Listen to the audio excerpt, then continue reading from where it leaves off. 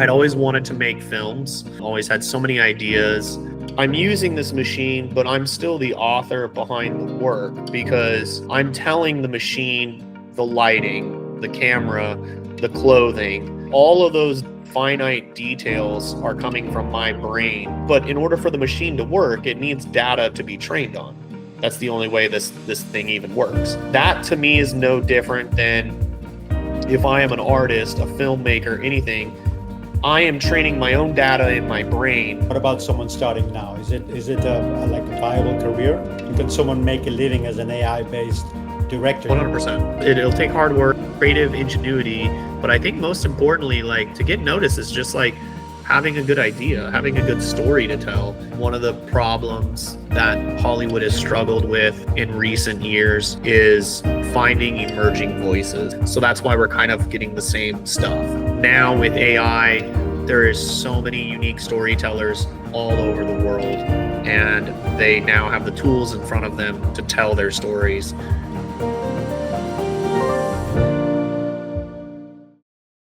Welcome to Karloff, Conversations on AI Filmmaking. We spoke to California-based director Kavan Cardoza, also known as Kavan the Kid, about his shift from traditional filmmaking and into the frontier of AI cinema.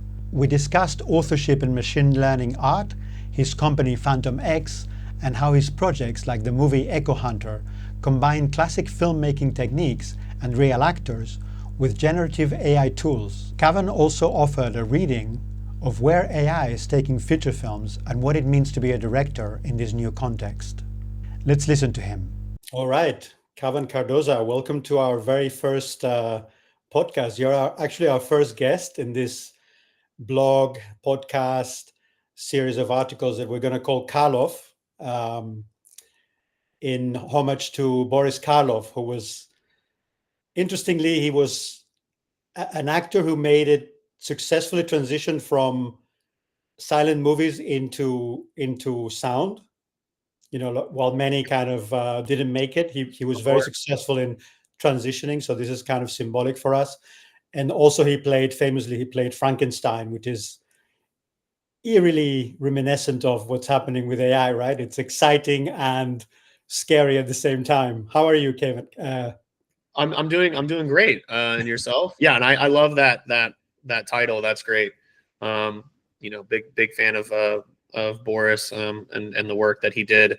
I saw that his version of Frankenstein when I was, I think like 5 or 6 years old. So long time ago. Yeah. But yeah, love it.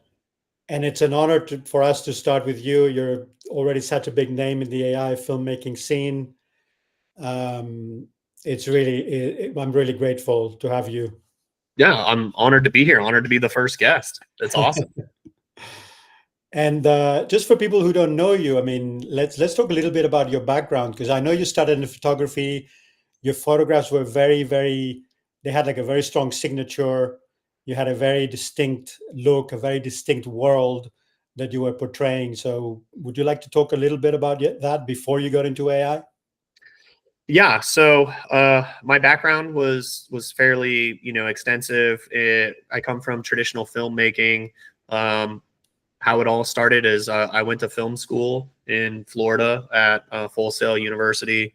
And then after that, I moved to Los Angeles. I made a bunch of like rap videos with all of my, all my broke friends, and I was broke too at the time. And, luckily some of them ended up getting signed to major labels. So then I ended up working with major labels on their music videos for their artists.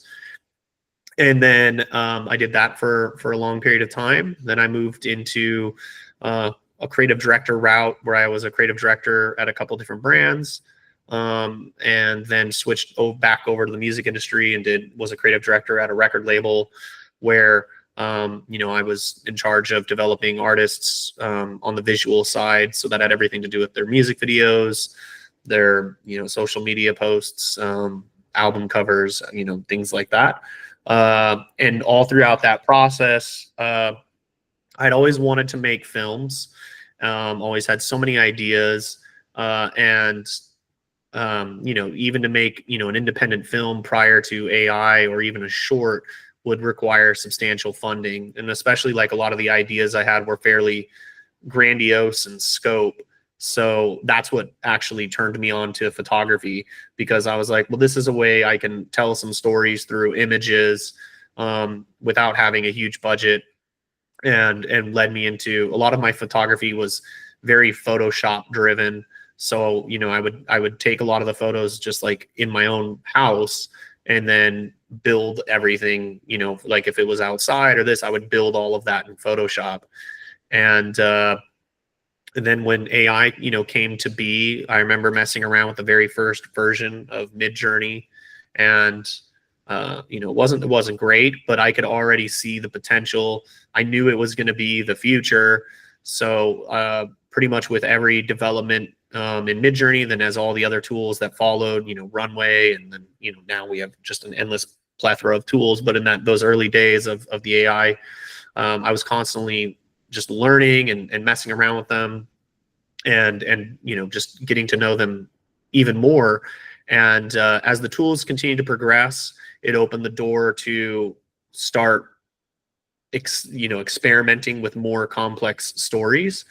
And originally I did like, you know, copyrighted content. I focused on like essentially IPs that I felt never got good movies. So, or like where I felt they could have been better, like for instance, Power Rangers or GI Joe or Spawn.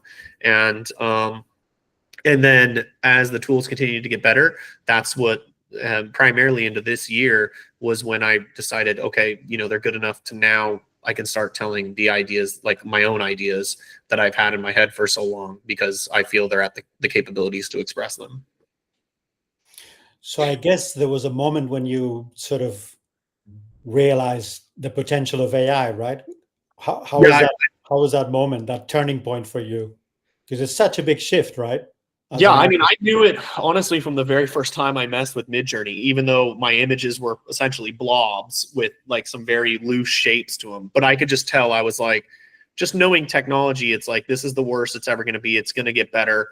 And I just didn't expect it to move as fast as possible on that very first iteration of Midjourney. I was like, okay, I think I literally saw like I was going through my Google Docs the other day, clearing out some old documents, and I saw a journal entry I did where I was like, oh, let's revisit this in 5 years, because in my journal doc I was like, this is going to be the future of creativity and storytelling and all this stuff, and I was like, but let's see what it looks like in 5 years.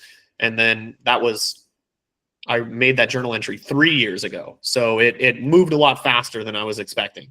And which, I mean, I loved, but yeah, like I knew it from that moment that I messed around with it, that this is going to be a way to, you know, express ideas. I just didn't think it was going to happen at the pace it did. So this was around 2022. That's correct. Yep. Amazing. You were there Yep. very early on with the Discord Yeah. Midjourney, and yeah. Oh yeah. Yep. Having to know all the codes and stuff like that. Yeah. I mean, it was awesome.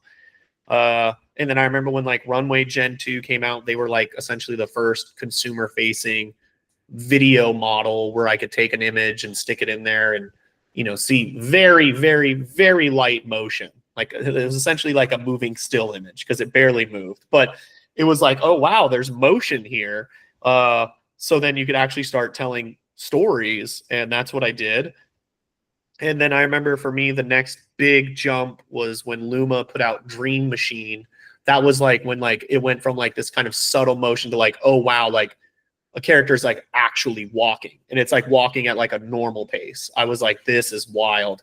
And then, you know, the floodgates really opened with stuff like Kling and like their first model and Minimax, and then Gen 3 and Runway. And now we're at, you know, we've got, you know, VO, you know, because like I made that Star Wars film. When was that? February, and that was VO2, all text to video. And yeah, like that was, you know, another huge leap. And then, you know, with every tool that's come forward, it's just just mind blowing. You know, I really do think we're hitting the tipping point of where AI will be indistinguishable from real life in probably 6 to 8 months is my prediction. Yeah. And a bit of a tricky question for me. You know, you were a very distinctive author. You had a very strong voice, at least judging by your photographs. You know, one looks at a photograph of yours from the Photoshop days, and you had a very clear signature. How do you feel about the question of authorship when you're prompting and getting something that is, you know, hugely authored by the machine? What's your kind of I feeling? mean, me, it's like I'm using this machine, but I'm still the author behind the work because I'm telling the machine the lighting, the camera, the clothing, the like all of those finite details are coming from my brain and being implemented into a prompt that I then give the machine, including like once you go into motion, the blocking, the lighting, how the camera is going to move, all of those things. But in order for the machine to work, it needs data to be trained on. That's the only way this thing even works. That to me is no different than if I am an artist, a filmmaker, anything. I am training my own data in my brain by studying, by studying artist styles, all of this stuff. Because you've seen way prior to AI that there would be artists whose work could very similar an artist from 200 years ago. And that's because they've studied that artist, they've trained in that style. So the machine is essentially doing the same thing. You're just feeding it information, so that way when I implement my thoughts and ideas, it has references to pull from.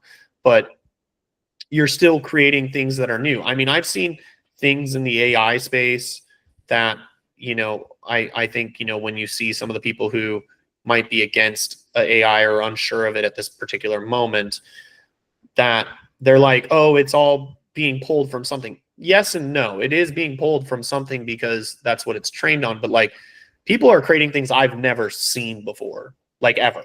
Like, from any photographer, from any filmmaker, like very, very unique styles. And that's because it's taking from all the data it has and using then the person who's driving, what they want to see and creating that. I mean, there's a lot of stuff that, yeah, is similar, to things that have come before. But I also think, you have to look at all the people in the space and using that. And there's a lot of people who, just want to make something that like, oh, for instance, like the Avengers. I want it to look like the Avengers. So of course it's going to know how to do that because it's naturally been trained on those things. But I think where the exciting part about AI and when people are really using it to the benefit that I like to see is when they really start expressing, their own stylistic look, their own original story ideas, and all of those elements.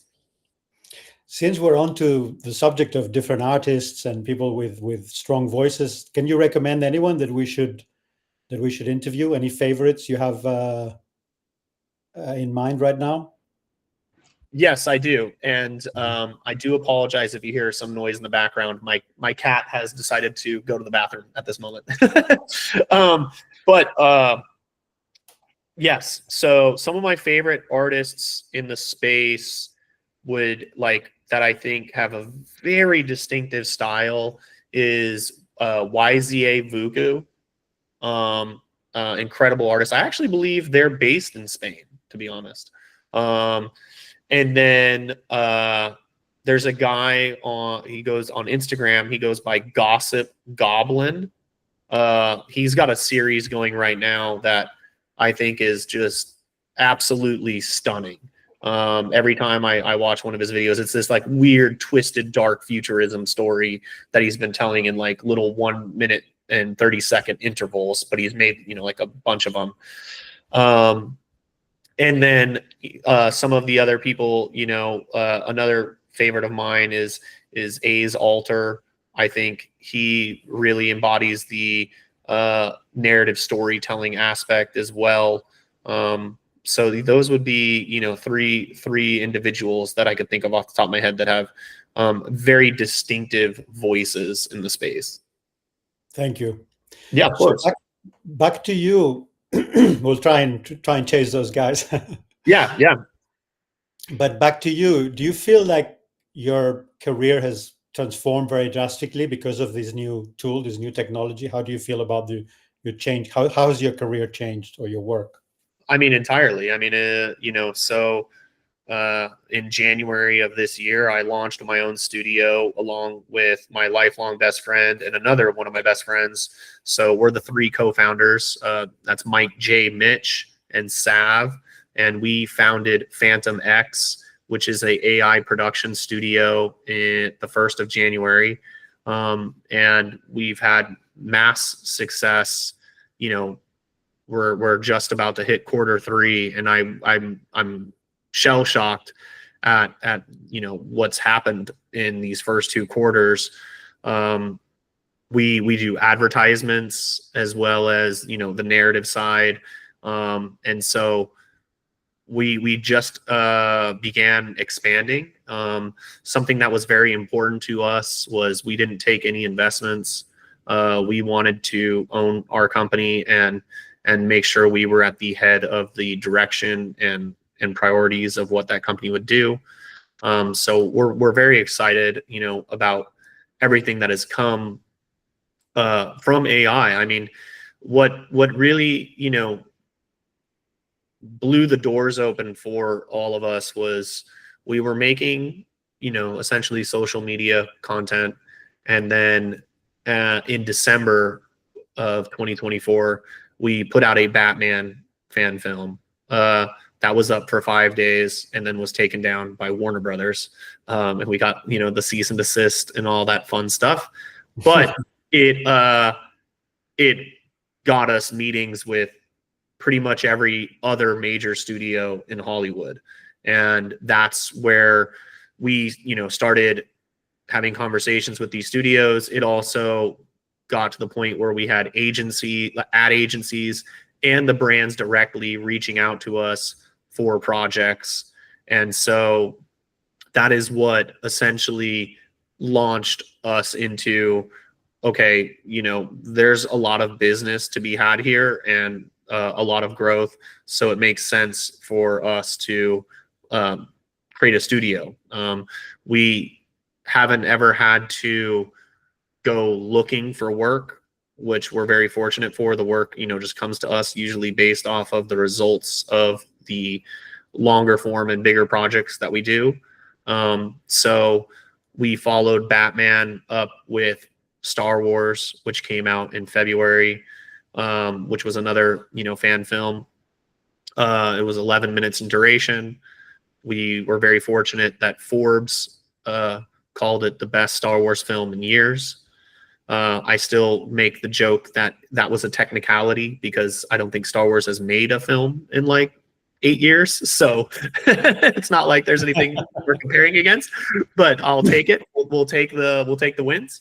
And then after that, that was pretty much when we decided that was going to be the last thing we were going to do of existing IP that we didn't own, because we felt the tools had finally hit the turning point where we could now start telling our stories, because we didn't want to start putting our original ideas in the space unless we believed we could make a project that even if the tools advanced and got better, that it could still have some longevity and actually be a real piece of art, and be something more than just, social media content. And so that was the birth of Echo Hunter. Echo Hunter was an idea that I've had for quite a while.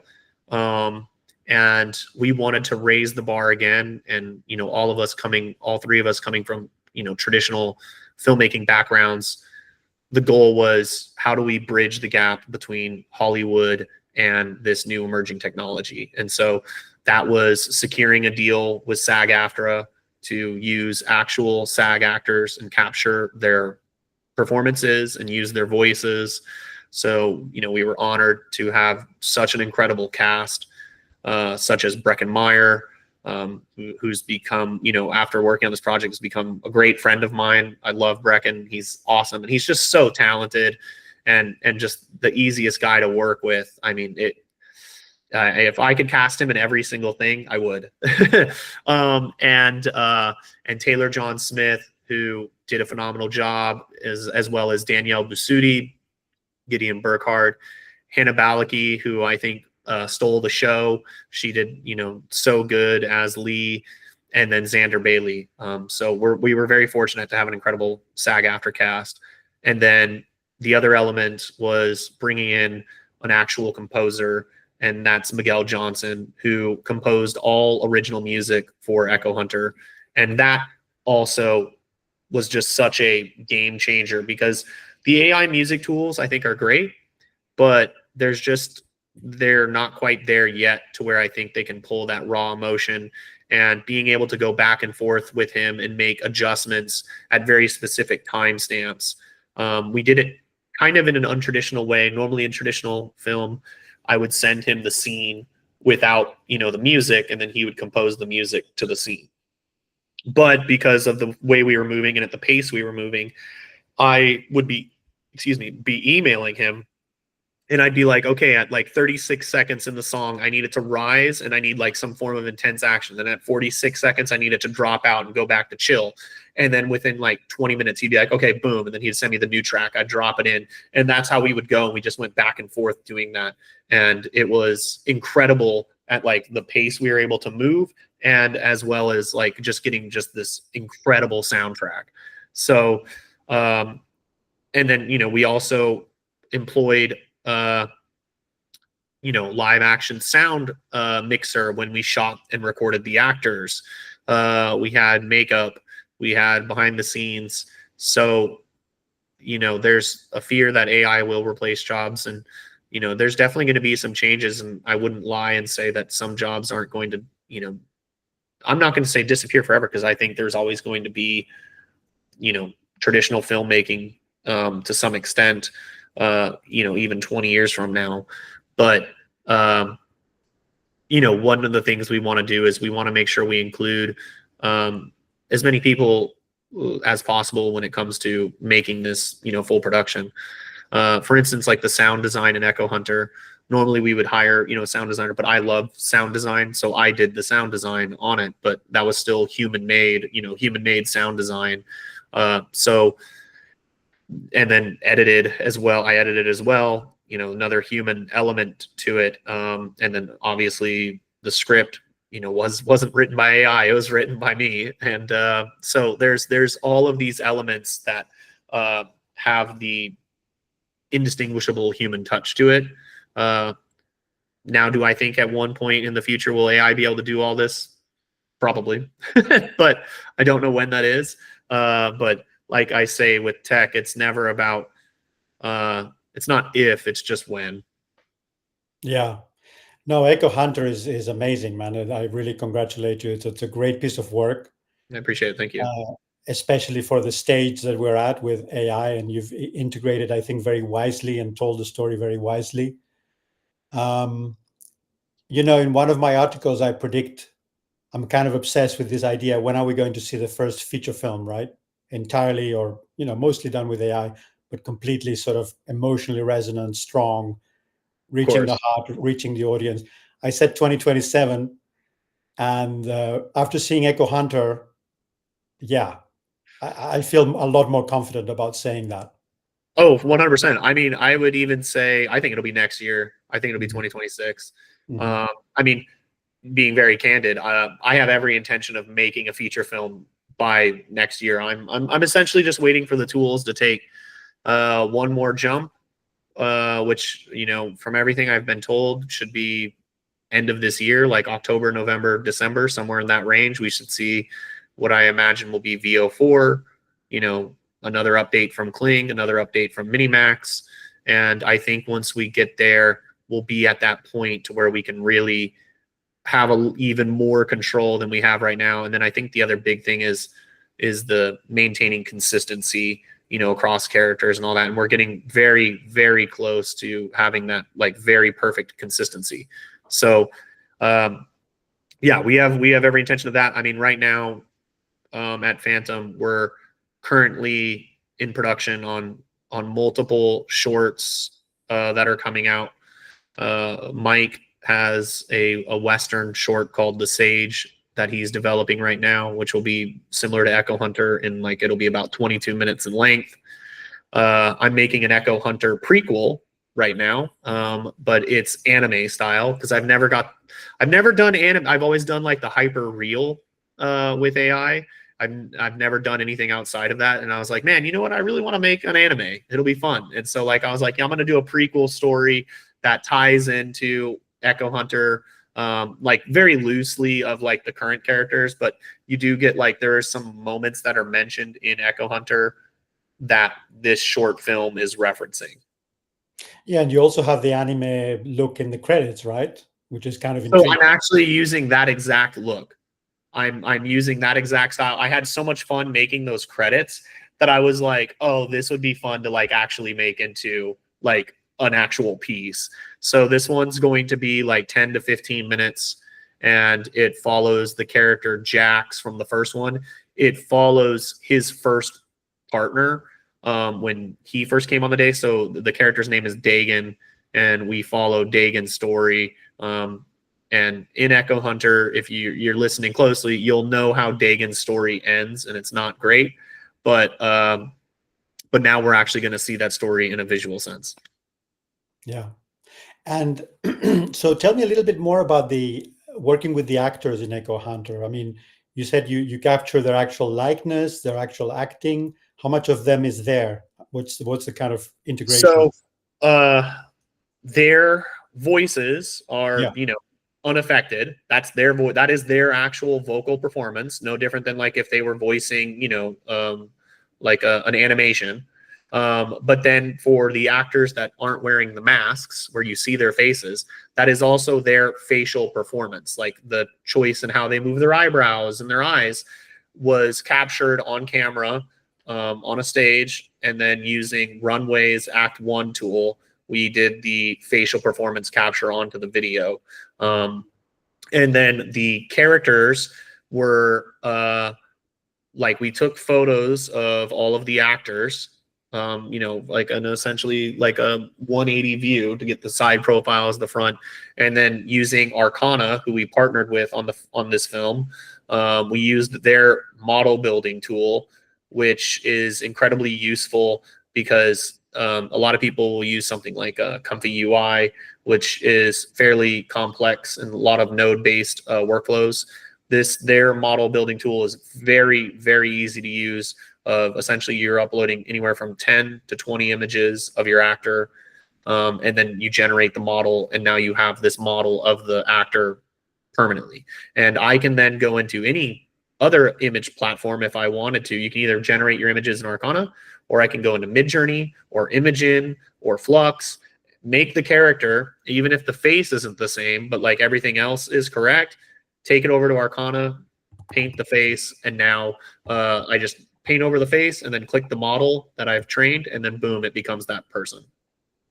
Amazing. Now, you mentioned a feature film you want to make. Can you share anything about it? Do you have something in mind, or is it just a project that, like a placeholder? I know for a fact we'll make a feature. The question will be which one. So I have like tons of ideas. I have like 3 fully developed ideas, all very different in style and scope of what they would be. So I think it's just more figuring out what that's going to be, and which one, because no different than AI is faster than traditional filmmaking, but when you're doing something of that magnitude and you want it to be at a certain quality level, it's still going to take time. And so you want to make sure when you're going into making a feature, it's something you're going to enjoy. Because I mean, Echo Hunter from ideation to completion took 3 months, and that was 22 minutes. So I imagine a feature at 90 minutes is still probably going to take 6 to 8 months to make. And so it's like, do I want to be locked in genning every single day for 6 to 8 months on this? And so I think, finding like which one we feel is the best and really is going to, make an emotional connection, because that's, I think, the most important thing. And but yeah, right now, we're just more exploring more smaller form things, trying to what we're trying to like more gear toward right now is like episodic television length in that 20 to 30 minute range. We might try and push something here to like a 42-minute range soon. But to me, I'm like, if we're going to do the 42, we might as well just gear up and go for the full feature. Yeah. So you said about 6 months. Is that once the script is completely written, like quite a No, mature? that would include the writing as well. Oh, wow. Yeah. Wow. So that was like Echo Hunter. 3 months that's including like scripting. So that was like scripting, scheduling the actors and things like that. But like, you know, where it's a little different is everything's kind of happening at once. Like I had the first 10 pages of Echo Hunter written, was still working on the script while simultaneously making the first minute of the film, while also casting actors and negotiating those deals with SAG.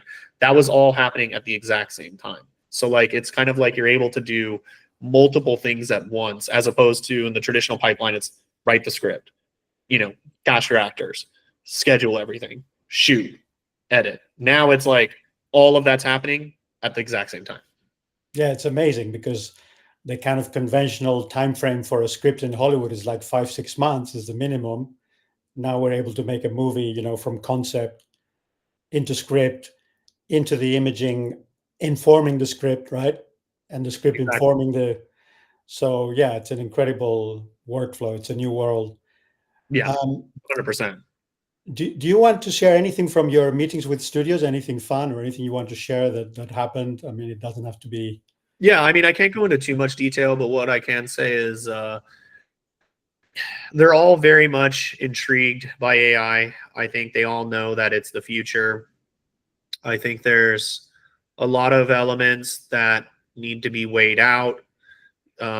There's still, you know, the AI is very much like the Wild West in that sense. Like there's a lot of undefined elements that they're all trying to figure out. But I think this is the way of, you know, outside of the studios and you know, however that's going to fall with them.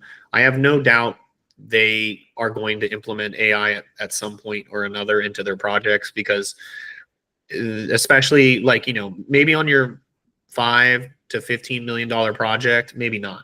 You know, those are usually more contained and those are maintainable budgets.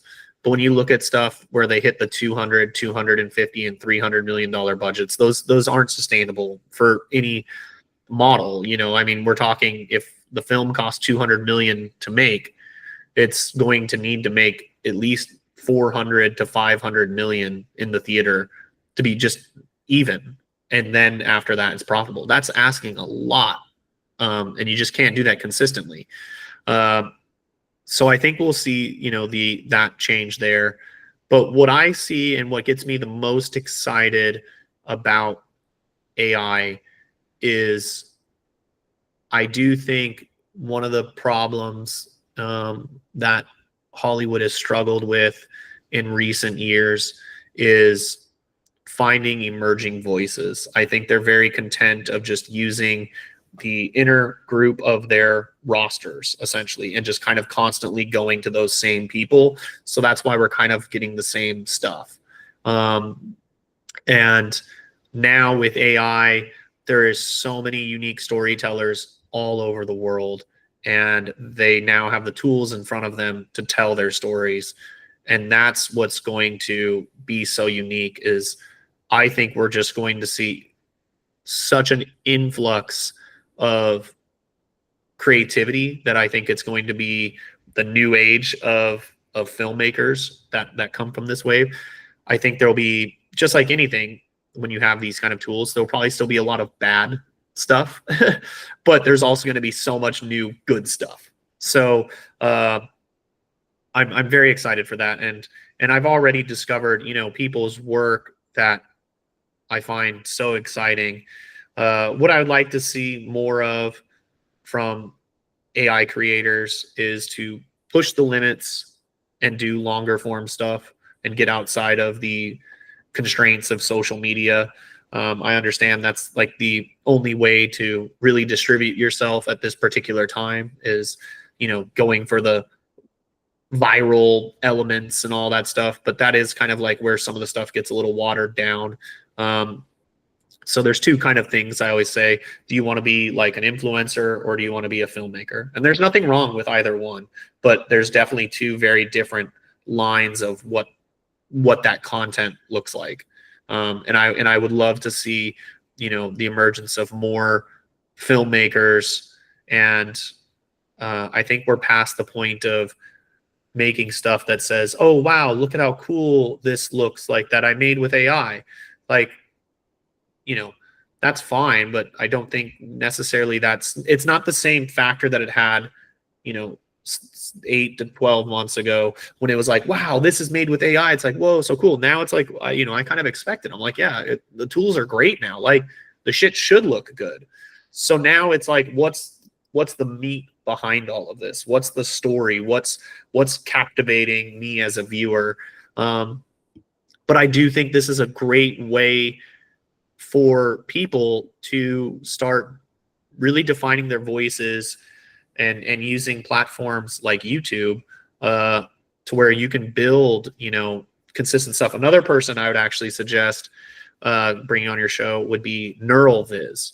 I think NeuralViz is one of the most incredible artists in the AI space because he has successfully built an IP like that. He has consistent episodes coming out. It's hilarious. It's so funny. Every time I watch it, I'm like, I wish I thought of this, because it's just genius. Like, I mean, it really is. I mean, it's the first time I watched anything with AI that I actually like was laughing out loud. And this was like 7 months ago, 8 months ago. But yeah, he's got a whole thing based around the monoverse, or the monolith verse. I'm misspeaking on that, but very unique characters and stuff like that. So I think that's what I'd like to see more of people. Now, it doesn't have to be you're making a show like he did. It could be individual films that have nothing to do with each other, but like now having a platform where you can distribute yourself in that sense. And maybe in the future, there's platforms created by like John Gata, Escape AI, which is essentially like kind of like a Netflix for AI films. I think we might start seeing more of those, and as it continues to progress, getting to the point where because like even on Escape right now, but that's just because the way creators are creating, having projects like Echo Hunter in that 20-minute, 30-minute range. There's not as many, but I would love it, and I would love to see more, because I find myself now, whenever I do watch TV, it's really hard for me to find interesting things or things that look interesting to me on your traditional streaming platforms. So I think this is the perfect opportunity for filmmakers to move into that spot to where people are going to maybe choose to go to YouTube. I mean, YouTube is already the biggest streaming platform on the planet, bigger than anything else, Netflix, all that. Like, and it's like by a massive margin.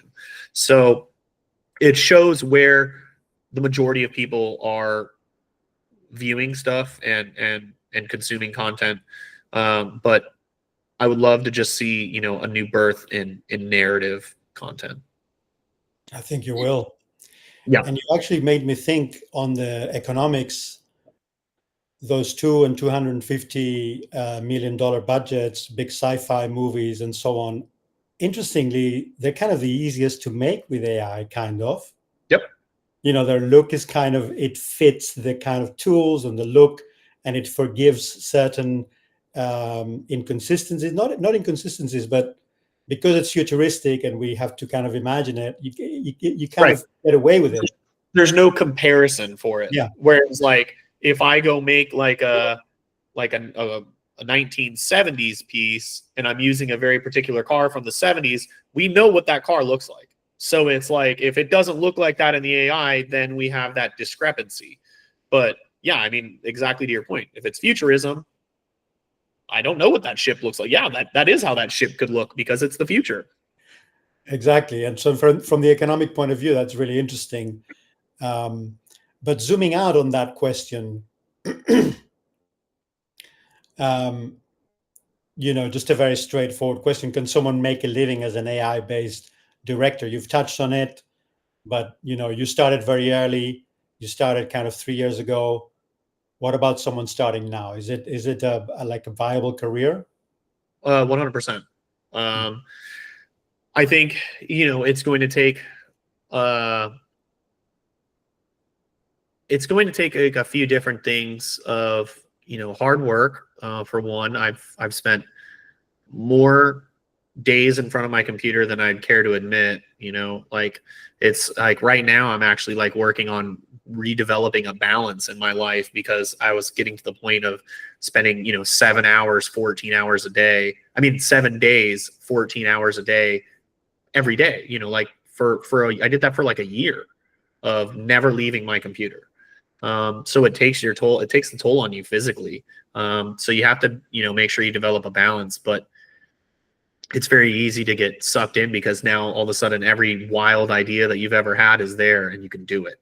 So it's like you're getting to play, and you don't want to stop playing, because it's just like, oh my gosh, like anything that comes to mind, I can make it happen. But yes, it'll take hard work. It'll take, creative ingenuity. But I think most importantly, like, to get noticed is just like having a good idea, having a good story to tell. If you do that and you execute it correctly, you could have no following, small following, huge following, doesn't matter. Like, a good story will always eventually be seen and be shared, because if people connect with it, they're going to want to talk about it. You always think about when you'd go to a movie and you'd leave the theater and you're talking about it for the next 2 weeks because it had some resonance with you to some degree. And then usually that whole word of mouth element is what spreads it, and you didn't need a huge marketing budget. I think of a perfect example, The Matrix, which would go on to become one of the biggest franchises ever, one of the most iconic films ever. The Matrix came out like 1 or 2 weeks before Star Wars Episode 1. Like, it was going against a titan. And over the next 6 weeks, Star Wars Episode 1 like had a lot of initial hype and then kind of faded away because it didn't connect with as many people that loved the originals. Whereas Matrix like kind of started like opened low in the box office and then just grew.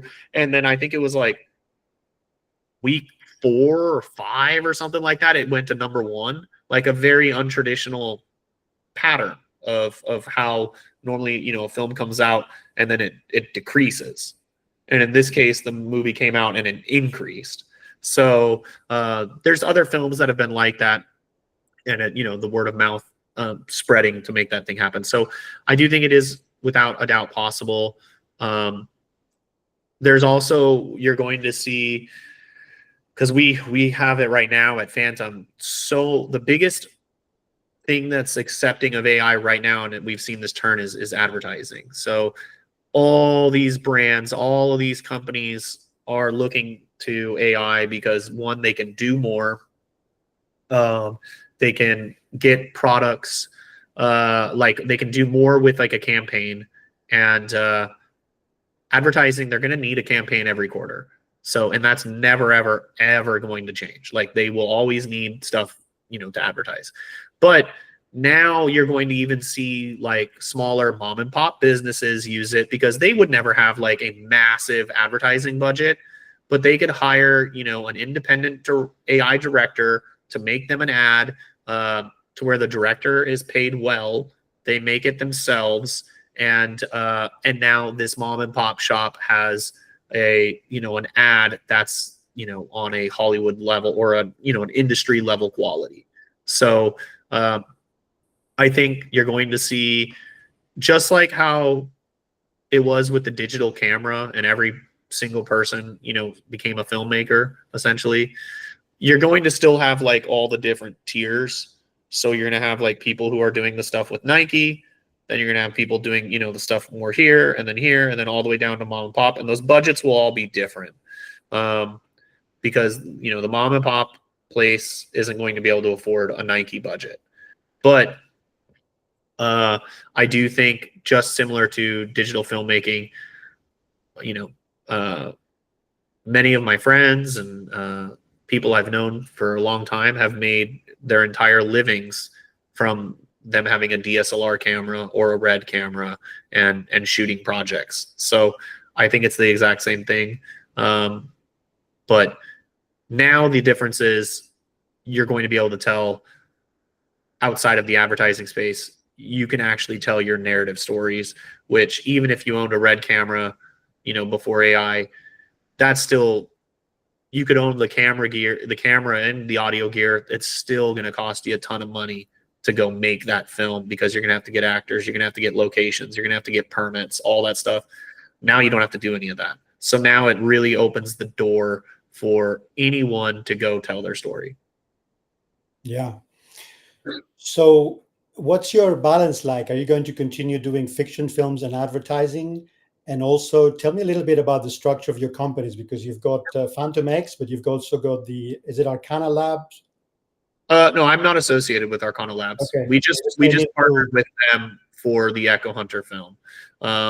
They were like, essentially we used their tool, and through Arcana, they helped us in the connections of getting Breckin Meyer and Taylor John Smith as part of our cast, and then funding as well. No, my company is Phantom X, and so we have, like, essentially we do two sides of it. There's our advertising side, which is, we're constantly busy there and doing advertisings. We've just started expanding. Right now we're working with several artists on a work for hire deal. We hired a project manager, and the idea is we're going to work with these artists on a work for hire deal for X amount of projects, and then we'll officially bring them on to Phantom. But we don't believe in owning artists' IP or their ideas or anything like that. We encourage them to make it, and we want to help them make that however they can, and taking 0% of it. Like, we're just simply there to help them grow. Where we see the benefit of when an artist signs with us is just having another talented person that can help us continue to make these ads, because we have so much inbound that we're between what originally was myself, Mike, and Sav. We just don't have the capacity to take on all the projects, so we need more people to take on these projects. And so it's a very much being able to task people with different commercials, but then what we want to do is then encourage them on their creative endeavors, where they're getting to be their voice of their story and just helping them get to that point. So that's something we're looking forward to in the very near future, of signing a few additional artists to Phantom, and then continuing to grow at a step-by-step basis. But that's also the benefit of us not having to of taking on investment, is because we don't have anyone we're having to pay back or adhere to or listen to. We get to make those rules, so it gives us a lot of room to truly make this an artist-driven space, is which we hold dear and what we believe in. And then on the filmmaking side is pretty much whatever idea you have, make it, and then we figure out how to distribute it. And with each project we do always maintain and hold ourselves to a certain quality level. If we're going to put it out, it has to be at a certain quality level, because we believe that's one of the big separators is it has to look and feel and move as close to a real film as possible. And that'll get closer and closer as the tools get better. But and then with each project, to do something bigger than the last, and that doesn't necessarily mean with every project, but whenever we go into like one of our long form things, we really try to push the envelope of what we're doing. And so that's what we're excited about the future there. Yeah, so you didn't take investment because you wanted to keep independence, but does that mean the AI kind of film production studio doesn't really need a huge amount of investment, or does it? Where would you spend the money if you had like no strings attached capital? No strings attached capital. You just bring on more artists, sign them to a salary, benefits, all those things. That's some of the stuff that we want to be able to provide to the artists when we sign them as well. But we need to make sure everything is in order to do that.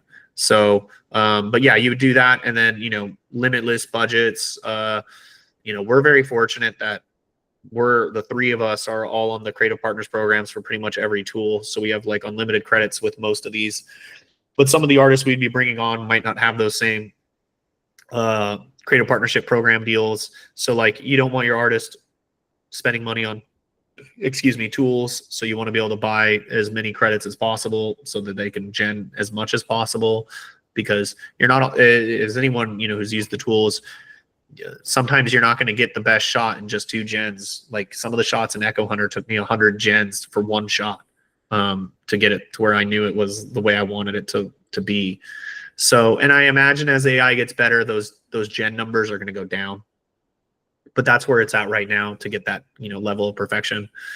But yeah, I mean, also advertising costs. Whenever you put out a project, you want to be able to advertise it through Google and everything like that. So there's elements that with investments definitely help open additional doors. But no, I do not think it's something that's absolutely necessary as we're proving right now. Now, with the ads, do you work with agencies, or do you do what is traditionally the creativity for the ads, like the story, the concept, and so on? So we work with both. We work with ad agencies, and we have brands reach out directly to us. So it just depends. We do some where we are making the briefs and we do the whole deck, the whole everything, and then we have some where the agency brings it to us, and it's like, I'm sorry, they're like, this is the spot, this is what we need. Literally, here's the shot list, everything, bop, and then it's like, okay. So it's a project by project basis. Yeah. What about your experience with education? You've done a course with Curious Refuge. How was that experience? Have you finished recording with them? Are you still on the project? And like education in general as a teacher, what's your experience? Yeah, I mean, the Curious Refuge course was fantastic. I mean, I absolutely adore everybody at Curious Refuge. They're just seriously the most incredible, gracious, and kind people that I've ever worked with. The course was awesome. We finished a while back. I think it came out in May. I can't remember. The last 6 months are just one. It's just one month. But yeah, and then we make updates to the course. Seeing the work from the students has been incredible. There's been some really great short films that came out of it. But yeah, it was an awesome experience. And yeah, I'm still there. I just actually gave them some updated lessons just a few days ago. So we're always in contact and continuing to grow the course. Just excited for the future. Excited to see the emergence of more films and storytelling. I mean, it really is just an awesome time, and yeah, I'm just so looking forward to all the emerging artists that are coming. Well, thank you so much, Kavan. Yeah, of course. Thank you for having me. It's been absolutely wonderful.